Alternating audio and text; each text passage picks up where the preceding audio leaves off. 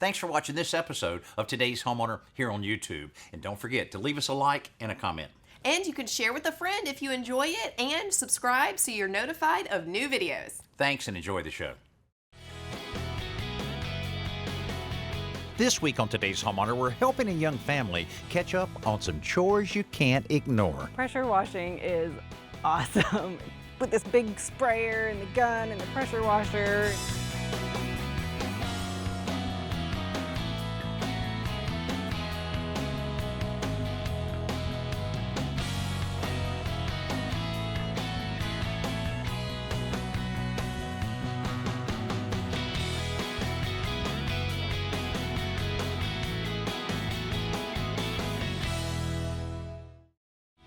Chuck and Allison Kelly share this home with their 2 young children and 2 dogs. We've lived here for 7 years. It's worked well for us. It's a nice house. It's a little small. We've got a family, so it's getting a little small. We do a lot at home together. You know, a lot of people have to feel like they have to go out and do things, and we, play Legos and watch movies. I've seen more of My Little Pony than I can stand. When you have young kids that are into everything and homework and all that stuff, you kind of during the week, you're in like triage mode. You just get done what you need to get done to get by and survive. And then on the weekends, if you have time, try to do some different things to maintain the house, clean, do whatever you've got to do, but sometimes there's not even that time. When it comes down to hanging out with the kids or cleaning the gutters, it tends to be hang out with the kids. All right, Danny, this is really annoying in here. This bathroom is right next to our bedroom, and it's something where I don't really want to call a plumber to fix. I feel like it's something I could do, but I don't know where to start. Well, that's a pretty easy one. You will have to turn the water off to the house. But it'll come back on, right? Yeah, I mean, off for, I don't know, a week. Something like that. No, it'll only be just a little bit of time, but we can handle that. That should be a pretty easy one to fix. Okay, great. I got a couple things outside too. Okay, all right, show me around. All right, Danny. Out here, it's really kind of embarrassing. Why is that? I mean, look at my house. It's so a gross. little mold, mildew. That's what happens. And the thing about it is if you don't clean it on a regular basis, then it really gets to a point where you can't get it completely clean. I hope it's not to that point. Now, another thing that I saw that you just can't ignore, it's hard to keep up with the pine straw and the leaves in there. Yeah. And that's keeping the gutters from working properly. It also can back that water up. You don't have any leaks inside, do you? I don't think so. Okay, but that can back the water up underneath those shingles, and either way, it gets wet, stays wet. It's going to deteriorate one of the most crucial areas of the roof right there. Can I show you my gate that needs a little fixing? You got a gate, huh? The sagging gate may only be an inconvenience, but it'll only get worse. The roof issues eventually will lead to leaks, and stained siding affects the resale value of a home. So Alan and Chelsea are joining me to help these guys tackle some chores you can't ignore. Hello, Hey, how we guys. doing? How are you? Doing This good. is Chuck. Hey, Chuck. All right, Danny. All right, nice to see you. Hey Chuck, I'm Alan. Nice to meet you. Okay, so she tells me that you love getting on roofs. Oh, I do. And so you and I are going to tackle the roof part. Allison, Chelsea are going to attack all the mold and mildew out here. What am I doing then? You're setting them up. Oh. And then Bye. then you're coming to help Chuck and I on the heavy lifting up there. While Chuck and I get a ladder set up and head up onto the roof, Alan gets the pressure washer assembled and connected to the garden hose. So I've heard that you've power washed a little bit before. A couple of times I have. Okay, well what we're gonna do that's probably different is actually use the soap dispenser that's on the machine, our power washer. So we'll apply the soap first, let it sit for 5 to 10 minutes before we rinse it off. Now, is there a certain way that you do that with the soap? We'll apply the soap from bottom to top, Okay. and then we'll rinse from top to bottom. Oh, that makes sense. Yeah, so Okay. you don't have the soap dripping down. You can see where you apply it and make Yeah. sure we get everything Oh, that covered. makes sense. But before we start our machine, we have to make sure our water hose is running. Okay, So I'll go that's turn right that over on, and you get into position to crank it. Okay. Let her rip. Okay, so you got your eye protection on, put mine on, and then we'll go ahead and adjust our nozzle on our wand to soap since we're Okay. gonna apply our soap. All right, great. And then we've got the black Yeah, tip black is on. for applying the soap. All right. And then okay. we'll upgrade once we get the soap on. Okay. So I'm gonna turn the engine on. We've got our gas running, so you wanna All right, here see we if go. you can crank her up. Okay. Hold on. I've got confidence. Second try. Let the cleaning begin. Here is a quick and easy way to make a portable workbench. And all you need are 2 sawhorses and a pair of bifold closet doors. These are old doors I found at a salvage yard. I paid less than $10. And if you can't find old ones, you can buy them new. They're less than $20 for a brand new pair. And the great thing is when you open them up, they're about 24 inches wide, 80 inches long, so there's plenty of space to work. But if you're working in a really tight space, you can fold them in half. And you have, it's about 12 inches wide. But I like using them open fully, so you have a full 24-inch workbench. And this is great for painting projects, if you're fixing or assembling furniture. Today I'm going to be using it for my miter saw. I'm going to be cutting some wood trim.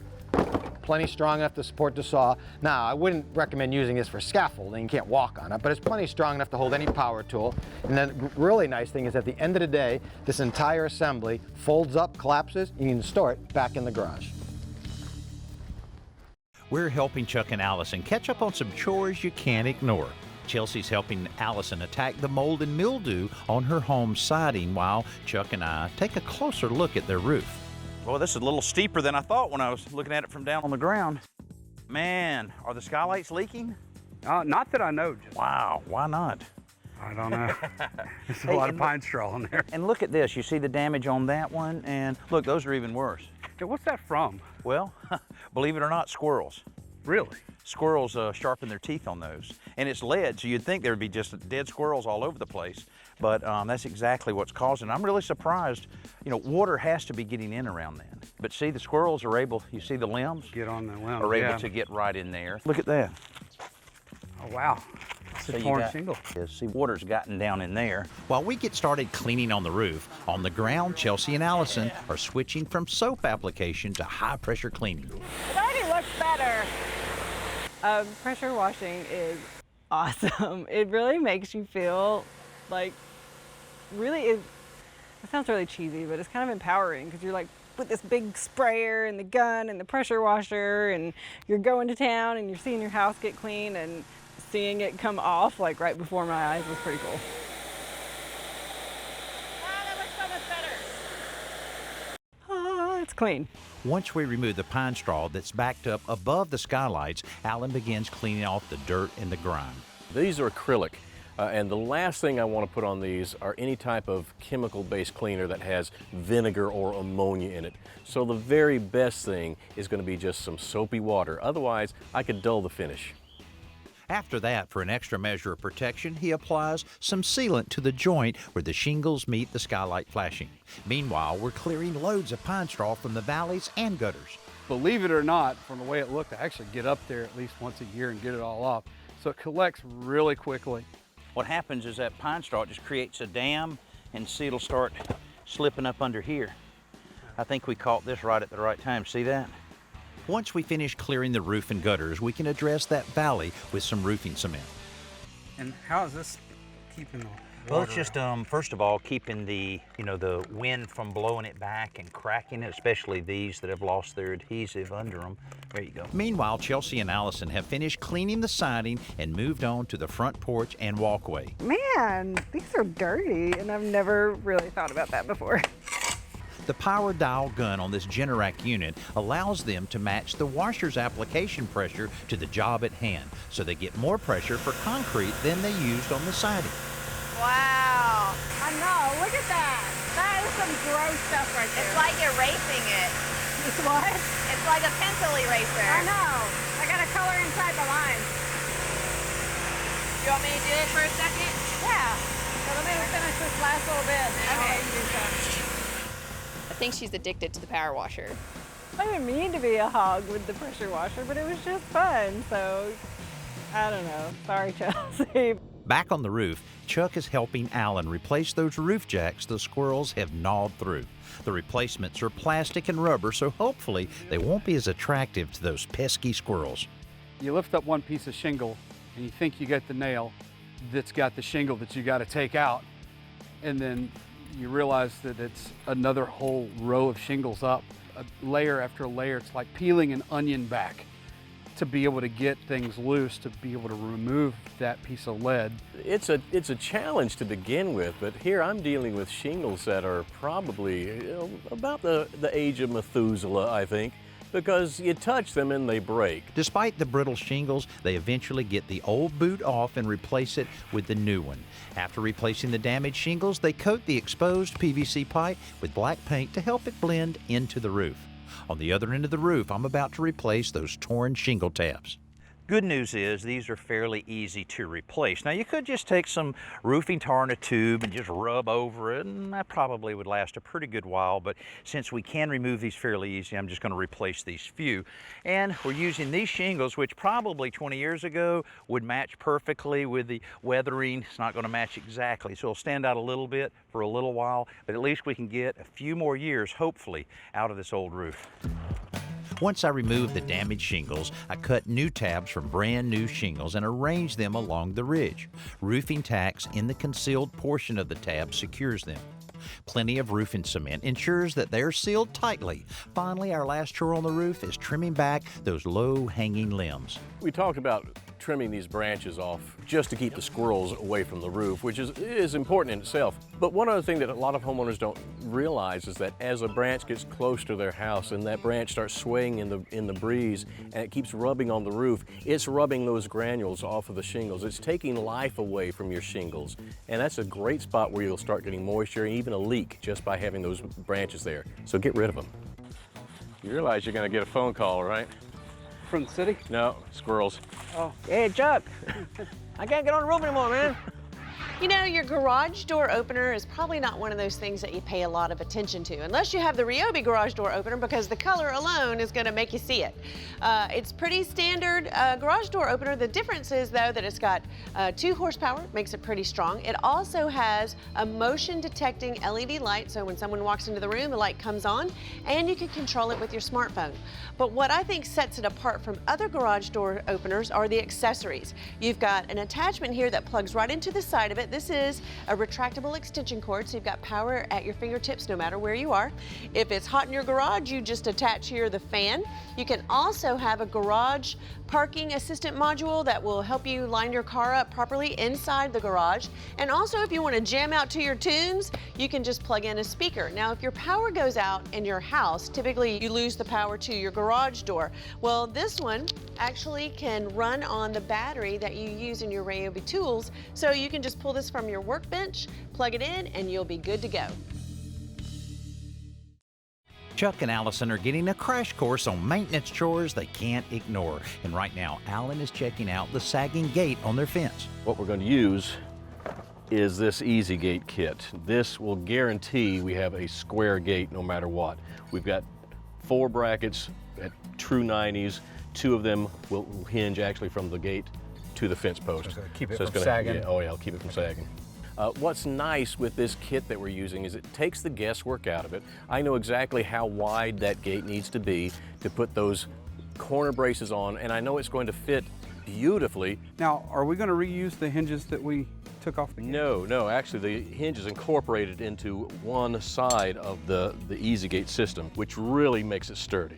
Okay, Chelsea, this is the annoying drippy faucet that drives us insane. I can see why. Yeah, and it's something that I feel like I don't want to call a plumber for because it seems easy to fix, but I have no idea where to start. Well, you would think that since the water's dripping out of here, that's what you would have to take apart, but it's all controlled in the valve up here. I had no idea that that was how you fixed something like that. But before they remove the valve, they have to turn off the water supply at the meter outside.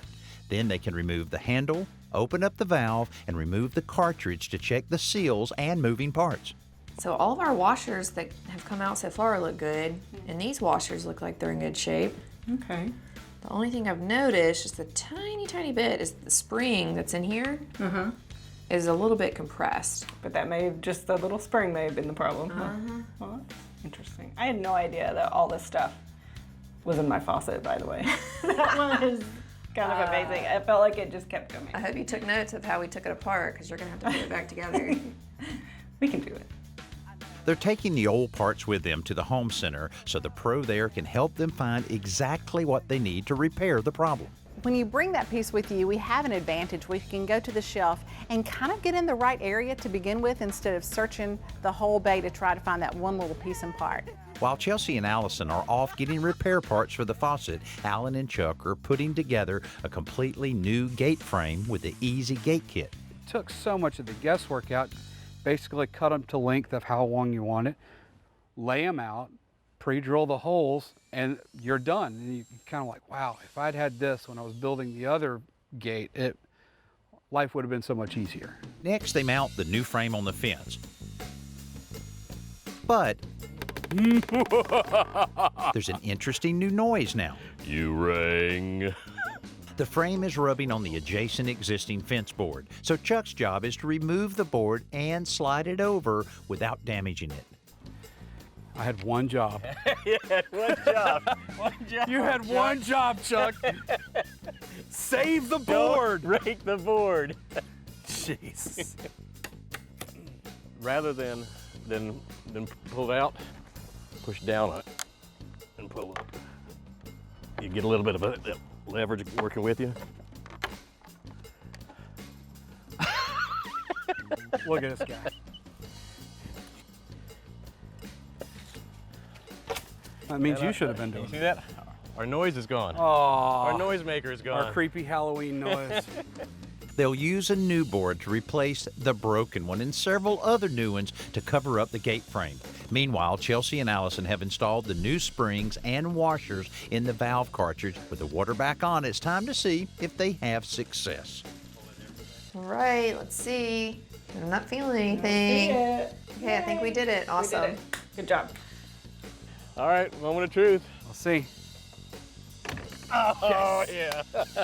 All right. That's the way it's supposed to be. Oh, I think it looks great. You think we can get Allison to pressure wash the fence over there? Yeah, let's do it. Let's do it. Hey, while I'm thinking about it, now just maybe me, I don't know, but it seems like the AC's been working overtime, yes or no? Yes, a All lot. right. Here's what I'm thinking. I looked up in the attic earlier.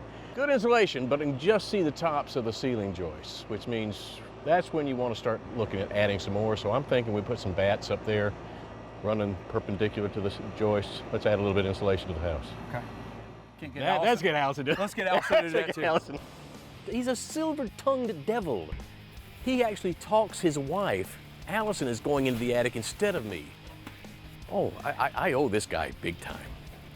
Alan may have gotten out of the work, but he did arrange for the right material. This stone wool insulation is ideal for this application because the unfaced bats are easy to manage and they're the perfect supplement to the existing insulation. Plus, it's fire resistant and repels water so it won't rot, corrode, or promote the growth of mold.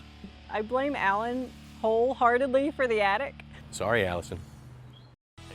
Young families like Chuck and Allison's have plenty of things vying for their time, energy, and money. So I'd love it when we can help them maintain their homes without a lot of sacrifice. The shingles, roof jacks, and cement we use for the roof repairs cost less than $40. The kit that solved the issue with the gate was less than $30, and the package of springs and washers needed to stop that drippy tub faucet was less than $3.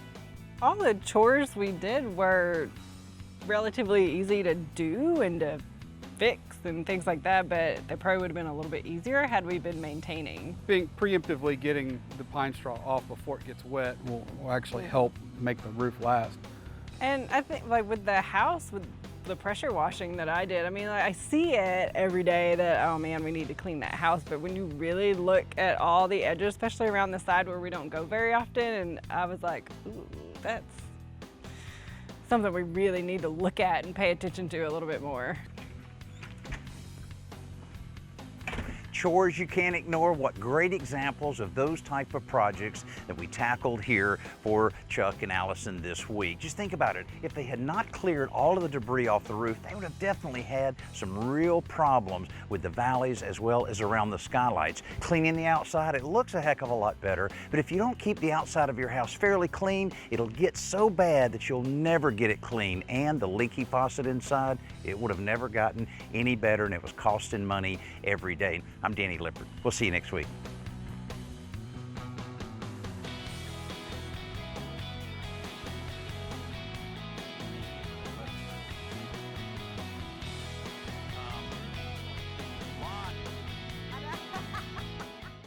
Hey, thanks for watching this episode of Today's Homeowner. And don't forget to comment, like, and hit the bell icon so that we can notify you when new videos are posted. And don't go anywhere, click around and continue the home improving fun.